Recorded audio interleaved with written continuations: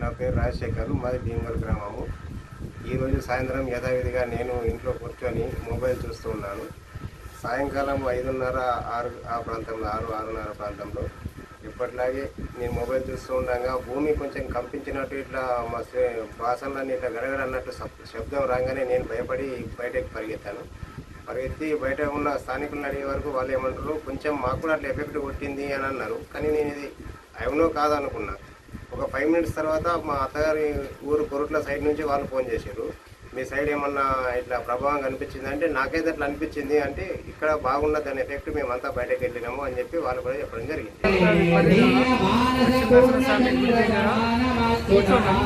భూమి అదినట్టు అనిపించింది.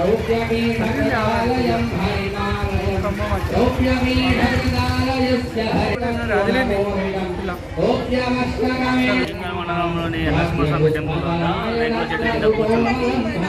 తర్వాత ఒకటేసారి సడన్గా రేకుల చెట్టు కదలడం జరిగింది. భీమవరం మున్సిపాలిటీ పరిధిలోని నరసింహస్వామి గ్రామాలయం దగ్గర చుట్టుపక్కల వీధులు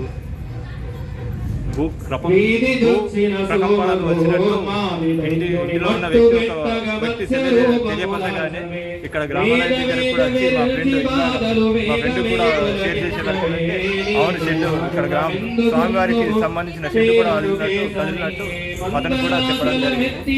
ఇంతకుముందు ఇలా ఎప్పుడు కూడా చూడలేదు లైవ్లో. కొంచెం ఇక్కడ ఉన్న భక్తులను కూడా భయంతో గురి చేసింది.